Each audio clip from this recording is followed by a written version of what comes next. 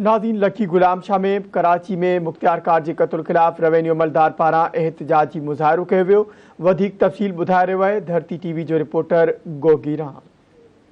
जीअं नाज़रीन तव्हांखे ॿुधाईंदा, कराची में काल जेको आहे बेदर्दी सां मुख्तियार कार खे क़त्ल कयो वियो आहे ऐं बेदर्दी सां उनखे क़त्ल करण बाद हिकु तपेदार खे पिणु ज़ख़्मी कयो। उन हवाले सां पूरे सिंध में रेवेन्यू डिपार्टमेंट खाते पारां 3 ॾींहं पिणु सोग जो ऐलान कयो वियो आहे। उन हवाले सां लखी गुलाम शाह जे बि मुख्तियार कार में ताला हणी करे भुख हड़ताल ते वेठा आहिनि ऐं 3 ॾींहंनि जे सोग पिणु मल्हाइण जो ऐलान कयो वियो आहे।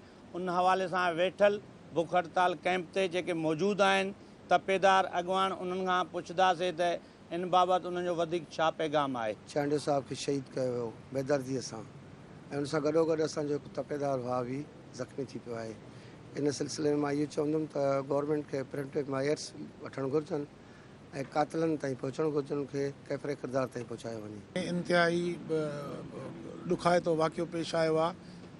इंक्रोचमेंट हटाइणु सरकार जो कमु आहे। उन्हनि खे जेको मोह ॾिनो आहे या उन्हनि जी मुखालफ़त में जेके आया आहिनि उहे दहशतगर्द आहिनि, लैंड माफ़िया आहिनि, लैंड ग्रेबर आहिनि।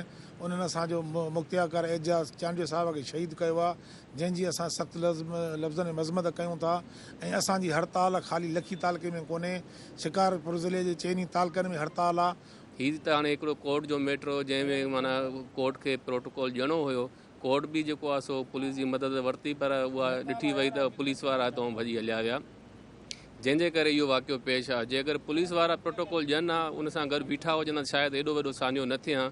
असां तमामु जेको आहे सो ॾुखाइता आहियूं कोर्ट जे तरफ़ां बि ऐं सिंध हुकूमत जे तरफ़ां बि, त असांखे कोई प्रोटोकॉल नथो ॾिनो वञे, पुलिस जे तरफ़ां कोई प्रोटेक्शन न आहे।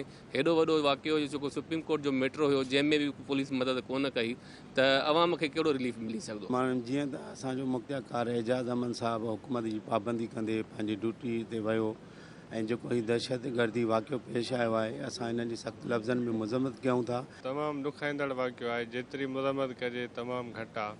असांजो मुख्तियार कार साहिबु सरज़मीन ते वियो, उते इहो वाक़ियो पेश आयो ऐं शहादत थी वियो।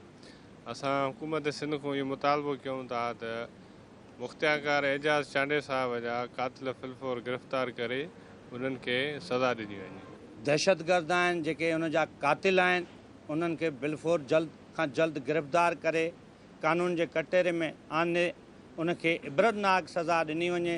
ॿी सूरत में जेका 3 ॾींहंनि जो सोग आहे, इहो मुसलसल सिंध पूरे में जारी रहंदो जेसि ताईं कातिल मुख्तियार कार जा गिरफ़्तार न थींदा। कैमरामैन महेश कुमार सां गॾु गोगी राम, धरती टीवी न्यूज़, लखी गुलाम शाह।